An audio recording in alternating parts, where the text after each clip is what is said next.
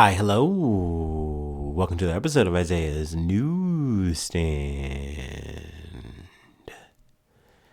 It's your host, Isaiah Edwards.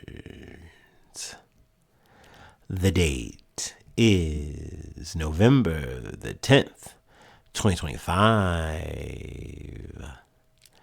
Hopefully this episode finds you well, in good spirits and high hopes. As for me, I'm doing pretty good. Happy Monday. Happy Garfield Day. Hopefully you got a piece of that lasagna. Hopefully you got some garlic bread. Hopefully you got some wine to maybe wash it all down. As for me, I got mines, but I would say it was a bit cold. Had to throw it in the microwave. It is. Winter is coming. Some might say it's even here. We had our first snowfall in Cincinnati today. So that was, I'll say a treat. I'll put that also in quotations. I'm not a big snow enjoyer. I'm not a big winter guy. My friends know, my dear listeners know. I'm just not a fan I'm not a fan of the cold. I'm not a friend of the winter winds. What can I say? So yeah, I was not feeling that today. I had to, dust off my car and whatnot. But we did get to work, and it was another peak Monday. So, I was very curious to see how this was going to go. And I'm glad that it was more or less a swimming day. It was really good. Not too busy. Kind of one of those days where it felt like we were spinning our wheels, but in a good way because there was just not any work. We worked it Sunday, really. So we were ahead of the game, ahead of the ball. And, work did pick up, so it was steady enough for us to fill the whole crusher. So that was good as well. Just pretty much a good day. Just trying to stay warm was kind of the hardest part. So we'll take that. Post work, we went to the gym. Gym was busy. Was a bit, had to make a bit of a sacrifice. I wasn't able to do free weights today, but I did get some time on the Smith machine. Got some, random substitution workouts, on different varying pieces of equipment. Did some cardio. Overall, it was a good day. So W gym session. We love that. And then I made it back home, and here we are, ready to yap. So, I won't take up too much of your time there on my personal news. I will say, though, as we're queuing up for our startup, that I did add a new thing to the Patreon. It's not much. I'm calling it just extra thoughts.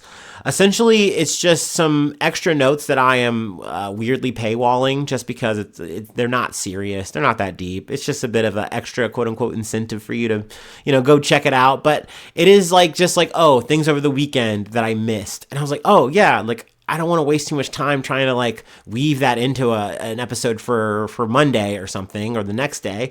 I would just rather just burp it out into a space and just leave it there.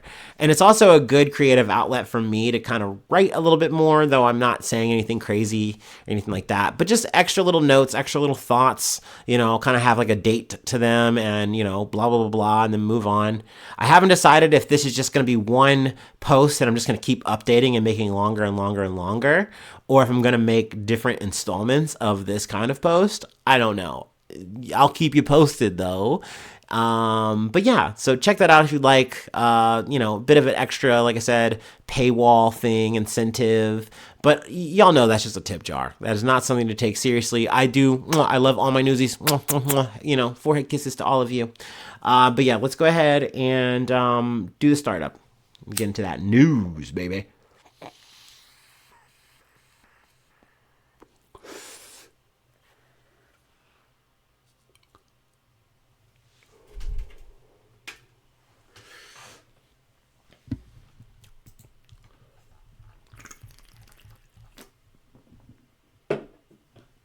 All right. From the Associated Press. Car blast near New Delhi's historic Red Fort kills at least 8 people, India's police say. All right. A car explosion near the historic Red Fort in India's capital on Monday killed 8 people and injured at least 19 others, police in New Delhi said. The blast, which triggered a fire that damaged several vehicles parked nearby, took place near one of the gates of the Red Fort metro station, the fire services said. The cause is being investigated. New Delhi's international airport, metro stations, and government buildings were placed on a high security alert after the explosion, the government said. They go through some, testimonials, a little bit more details, but I would definitely love to come back to the story if I find out like what was the potential cause for the explosion. At this point, really, all I can glean is that it was a Hyundai i20. I'm not really familiar with the model there, but I'm a Hyundai enjoyer. That was my former car. I don't know why I'm making this about my fucking self, but I definitely want to come back to the story if and when I learn more about it, to know that if this was just like an accident that just happened or if this was like a planned thing. And so who planned it? Why? So yeah, we will, come back to this hopefully. Our next story, though, comes from The Guardian. Ukraine's energy sector faces wide-scale investigation over kickback allegations. Ukraine's Anti-Corruption Bureau said on Monday that it was conducting a large-scale investigation into the country's energy sector, alleging kickbacks and transactions involving the state nuclear power operator Energoatom. I cannot pronounce this. Energoatom. We're going to say Energoatom. That's what we're rocking with and rolling with for the day. The Bureau, which operates independently of the government, alleged that several senior figures were involved. Ukrainian media identified one of them as Timur Mindich, a businessman and associate of Ukraine's President Volodymyr Zelensky. Mindich reportedly fled abroad hours before investigators arrived at his Kyiv apartment to carry out a search. He is the co-owner of Kvartal 95, the media production company Zelensky founded before he became president. The two were friends and business partners in the years before Zelensky went into politics. According to one source, there has been much less communication since Russia's full-scale invasion nearly 4 years ago. In a statement, the National Anti-Corruption Bureau, NABU, said several individuals had formed a criminal gang and built a large-scale corruption scheme to influence strategic enterprises in the public sector, in particular, Energoatom. It forced Energoatom's counterparties to pay kickbacks of 10 to 15% in order to avoid having payments for services or goods blocked or losing their supplier status, the Bureau alleged. Like, that's some mob shit, bro. And this is more or less, it feels like this is like through the state. Like, so this is some corruption shit. Asked about Mindich, a senior official in Zelensky's office said Ukraine's government supported all activities that stamped out corruption. They said evidence collected by NABU and other independent bodies should be tested in court. The case highlights long-running tensions between the presidential administration and Ukraine's leading anti-corruption agencies. In July, Zelensky approved a contentious bill that weakened the powers of NABU and the Specialized Anti-Corruption Prosecutor's Office. The move triggered the first serious protests against his government. Several thousand demonstrators gathered outside the president's office in Kyiv. They waved banners and shouted slogans including "shame" and "veto the law" after Ukraine's parliament approved the measure. Zelensky climbed down in the face of popular opposition after fielding calls from European allies who raised concern. New legislation was hastily passed to restore the agency's power, and it appeared to guarantee their independence. So yeah, this is not the first or the second. Actually, I think this for us is about at least the third time we've actually talked about corruption coming out of Ukraine since this conflict on the pod. I think the other time that wasn't mentioned here was in terms of people paying Ukrainian officials to dodge drafts, like to dodge conscription into the war. So, this has kind of been a long-going thing. This has been a thing that a lot of people have pointed at. It's like, hey, one big glaring reason to say, hey, maybe not induct Ukraine into NATO is because, there's a lot of corruption. There's a lot of graft at play there, and you wouldn't want to see that and have that incorporated into NATO. I would pause and add that, what nation state in NATO isn't corrupt to the fucking gills? And then just scrap NATO in that conversation. Which nation state isn't? Just show me one, please. I would love to highlight them. I would love to give them flowers. So, there's that. But still, this is definitely something that you do need to deal with, that you can't allow to run rampant. And that NABU story that is mentioned here is very, very prevalent, very relevant. And the fact that this guy who went on the fucking run is tied to Zelensky, that's stinky. That is sussy. That's not good, man. That's no good. So yeah, any more, corruption updates, any more conflict updates out of Ukraine and Russia that I hear, I will do my best to come back and keep you posted on. But yeah, let's go ahead and move on to our next story. We got to actually go to the States. I'm going to take a quick water break here. But yeah, we got to talk about the shutdown. I said, like, hey, that's a thing. It's pending. It looks like it's going to happen. I got some more details today. And so, yeah, we got to talk about it. Got to read it and reap, I guess. And I say that, but it is a bit complicated, right? I love saying things are complicated. Yeah, what else is new? About to have me say some bullshit. Anyway, from Politico. The 8 Senate Democratic caucus members who voted to end the shutdown. 8 members of the Senate Democratic Caucus broke ranks Sunday and voted to advance a deal to reopen the federal government. That's fewer than the 10 Democrats who broke ranks in March to advance a previous GOP-led stopgap funding bill, a move that sparked a huge backlash against Minority Leader Chuck Schumer, which I think was a big cause in like why he was like, oh, no, we're going to do the shutdown now. This time we're going to commit to it because I don't want to get yelled at. I don't want to get scalded. I don't want people to say, oh, fire Chuck Schumer, boo this man. So he was like, no, we're going to do it. We're going to stand against this. We're going to do the shutdown. And we've been riding that shutdown for what, 40 days, 41 fucking days, I think. There are few obvious threads connecting the group who broke the partisan impasse this time.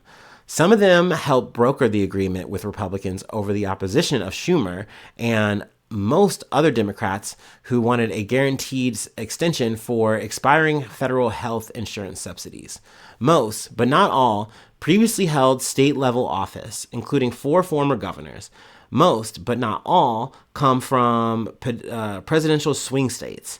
2 have announced they are retiring from the Senate after their current terms end, and 2 are senior members of the Senate Appropriations Committee. None are up for re-election in 2026. So I just want to do a quick rundown of their names. I really don't want to get into the details of this. I will say, though, to me, this feels like a bit of naming and shaming. Like, that's why I'm kind of doing it, and I think that's fine to do.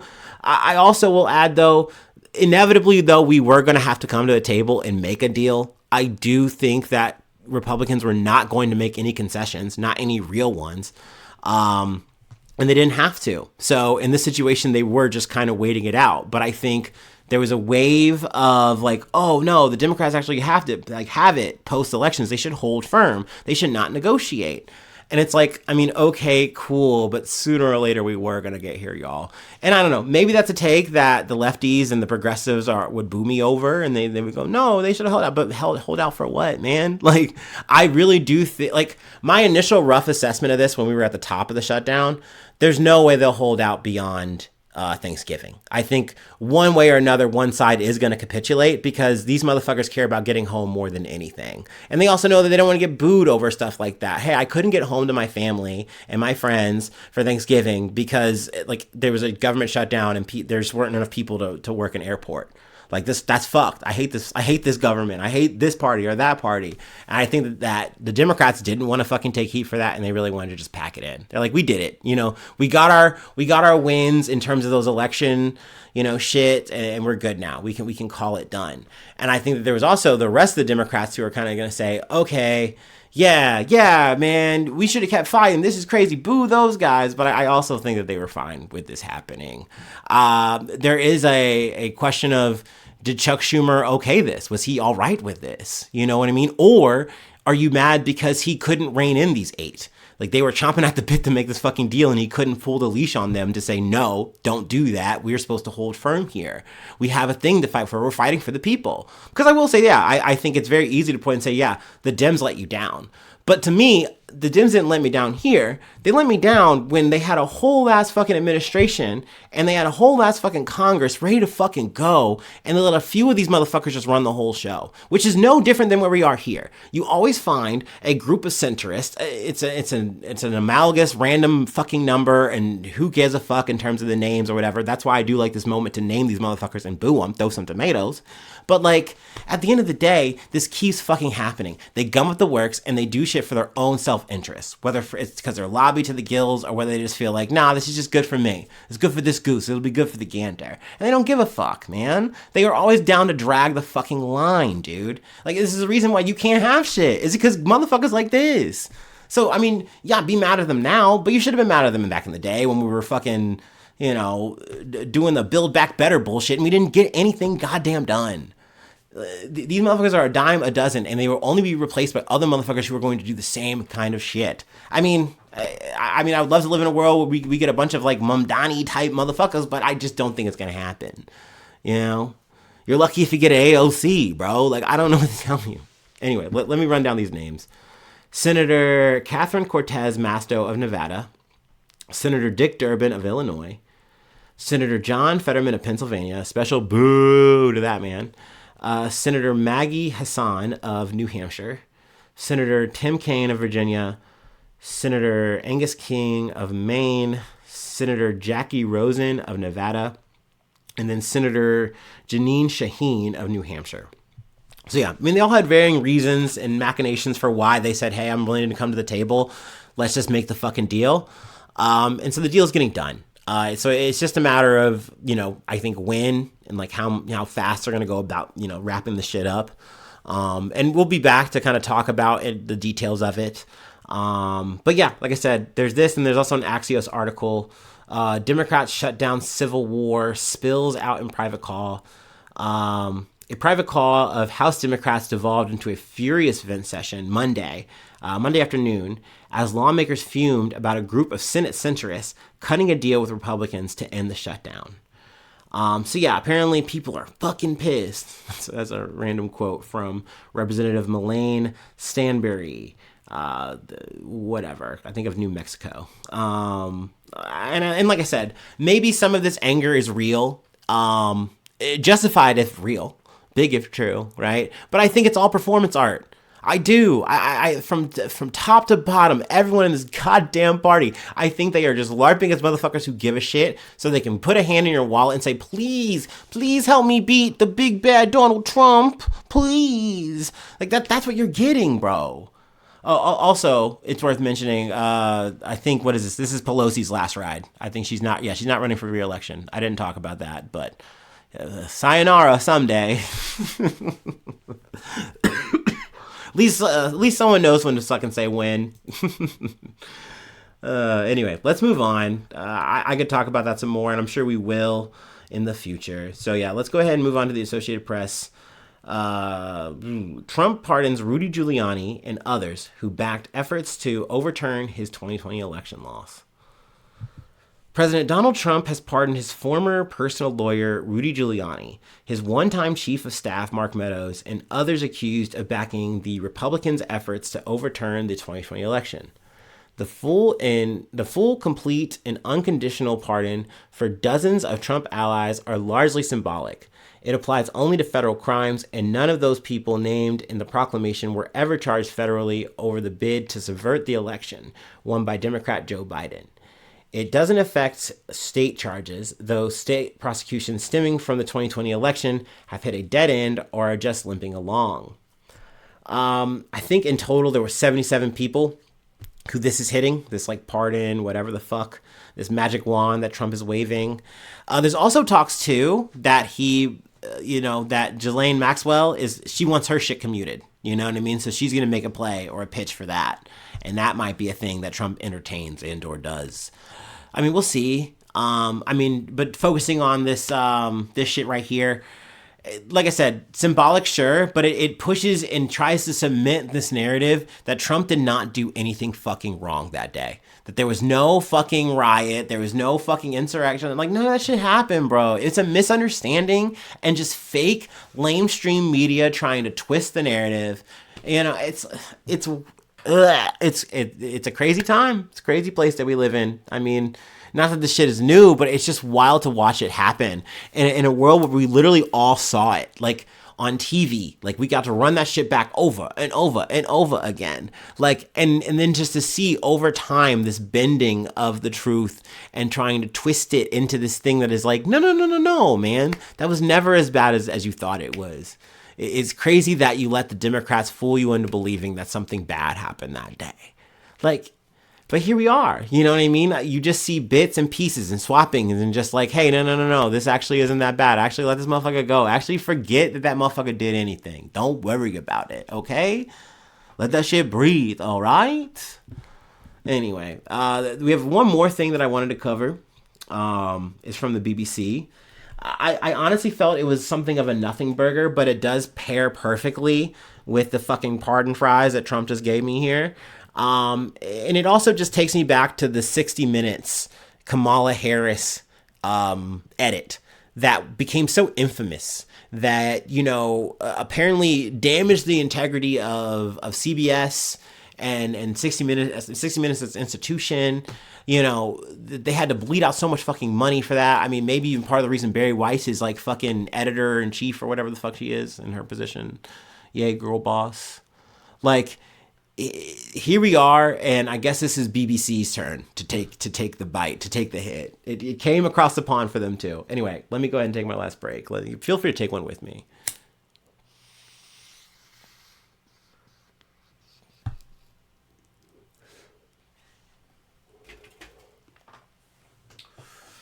I feel like I get random any like first listener, and I'm like, I can't imagine. This probably seems so crazy, and I'm so sorry. You really got to be with the shits to to really get what's going on here. I don't know, man.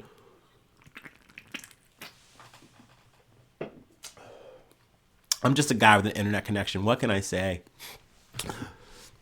From the BBC. BBC bosses quit in disgrace and tears of the crown. The resignations at the top of the BBC feature on almost every front page, alongside a slew of critical headlines. BBC bosses quit in disgrace, says the Daily Mail, while Beeb boss quits over Trump lies, says the Sun. Now, can I take a pause? Is Beeb a thing? Is that how they abbreviate the BBC? Because that would make me smile. I didn't know that until reading this, and I was like, what? Yeah. What are they doing over there? What are they saying? They say we say crazy shit, man. Okay, I don't. The Beeb, like Justin Bieber, no, like the BBC. So that mystified me for some reason, and I wanted to take some time to appreciate that. According to the Daily Telegraph, the decisions by Tim Davie and Deborah Turness to step down have left the BBC facing its biggest crisis in more than a decade, with senior MPs demanding a major shakeup. The Financial Times says the simultaneous departures underline a scale of the problems at the corporation. Now, this is more or less over. There was a documentary thing that they did on January 6th, I guess. The BBC did this. And apparently there's a point of contention where they edit two things that Donald Trump says on the day together, but they were at different times, like different moments or whatever. And they edit them like he said them at the same time, which I guess creates a vibe that it's insinuating that, he really said something, like they're clipping him out of context, essentially. And it's like, okay, dude, that's fine. But like, meanwhile, there was recently a CBS interview that Trump did, and they edited him in a way that I think that he liked, and he didn't have any problem with that. So it's like, it's really all in the eye of the beholder, and pretty much if it pisses him off, then like it's a problem, it's illegal. But if it's a good edit, then that's just doing the right thing, baby. Like, thank you. That's what you're supposed to do. That's good journalism. That's what's supposed to happen. So I mean, essentially, people, I guess, in this sphere in the UK, antagonists of the BBC use this moment to kind of say, oh, something needs to happen. There needs to be change at the BBC. Like, enough is enough. When are we going to do something? Yada. I'm paraphrasing all of this shit. But essentially, there became, I guess, a mob beat to get rid of some people, to get some pounds of flesh. And I guess these two just had to bite the dust, at least in terms of the career sense. And I don't even really want to be like, oh, this is so sad. This is unfortunate. This is a blow to journalism. Like, I remember when I initially got into listening to just the news in general, because, I became like a podcast fanatic podcastaholic, if you will.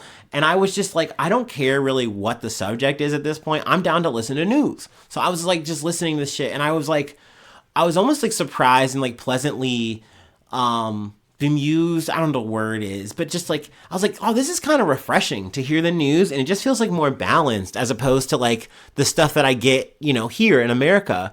And then I remember like there'd be a couple of moments here and there that are like, oh, well, that's a little weird. Seems like they're a little, maybe a little pro-Tory there. I don't know. Maybe I'm taking that out of context. Maybe I'm a little perceiving it funny. I don't know. I'm not from around there. And I remember talking to someone, and they were like, no, dude, like, actually, you definitely look at the tail of the tape. This is more of a right-wing thing. I think it's just when you have an American sensibility, something like this and the way that they kind of tell it and like their spin, it just doesn't feel as bad. Like, it's not as bad as Fox News. And it's like, oh, okay. They just kind of do it a little better. They do it a little proper. They bounce on it real governor-like. I get it now. I'm understanding now. And I was like, so yeah, it's just more moderate right, I guess maybe you would say. That's how you would put it, maybe on a political assessment chart. And I was like, all right. So, like, I'm thinking that they would have friends in this kind of thing. But once again, the world, I feel like, just kind of goes more to the right, it seems. And I feel like the media follows suit one way or another. You either are doing some appeasement or you're actively courting that kind of audience, right? And I think that this becomes just big fodder for anyone who wants to take shots and go, oh yeah, I don't fuck with the BBC. I'm going to use that as leverage. I'm going to take these moments and kind of all stack them up and just fucking make them eat a shit sandwich. And I mean, I would say definitely, does the BBC deserve to eat a shit sandwich? Yeah, dude. I mean, just recently in some of the bullshit that we've covered over the past, year or two, with this, like, the revelations of the Russell Brand shit, them more or less knowing, like, they're ferrying around this fucking guy doing shit all to fucking, women, young women and shit. Like, no, boo the motherfucking BBC. Fuck them. And I'm sure there's a litany of bullshit and crimes that they are, culpable of, allegedly, whatever. But, so yeah, am I the biggest fan of the BBC? No. But I do think it's weird, whack playlist energy to, like, use a moment that essentially is just a production company doing what they do and going, oh yeah, you guys are just trying to betray the news. You guys are warping the story, when it's like, no, run the shit back, split that shit up, run that shit back on the day. It was what it fucking was. This is yet again another just whitewashing, just retelling of a fucking story. Like, once again, it wasn't the January 6th you thought it was. Motherfucker, I saw it. Motherfucker, I can run it back. It's there. It's available. Like, rewriting history that is literally something we can just run back and see right here, right now. For Endo in memoriam, you would hope. But, like, nah, that's just not what it was, bro. Like, that's crazy. I mean, that is the power of Donald Trump, I guess. I don't know. He's pushing that fucking P, I guess, man. So, yeah, that is where, I want to leave it. Not exactly a light note, not exactly a fun note, but so it goes. So it is. Let's see. If you'd like to help out, support the effort, I do have that Patreon I mentioned up top. Like I said, you want to get those extra thoughts? You want to get into my brain? Check my notes? Well, it's potentially available for a price. Become a newsie to find out more. I don't know. I hate plugging myself. It feels very shameful. But yeah, free ways to hit me up, isaiahnews1@gmail.com. Feel free to follow me or the podcast on any other socials. Subscribe to the YouTube, follow on TikTok, follow on Spotify, follow on Apple Podcasts, wherever you like to listen. Leave a like, leave a comment. Sharing is caring. 5 stars on the Facebook. Not the Facebook. Oh my gosh, I'm jumping into the Ohio River. It's over, boys, gals, everybody. I'm done. 5 stars on Spotify. 5 stars on Apple Podcasts. Yeah. That's where I want you to do it. You can go on Facebook and like the page. I guess you can follow me on Facebook. Actually, everything out. I'm crying. All right. Thanks so much for tuning in. Thanks so much for being a friend. And hopefully I see you soon for some more good news. I love ya. Bye-bye. Mwah.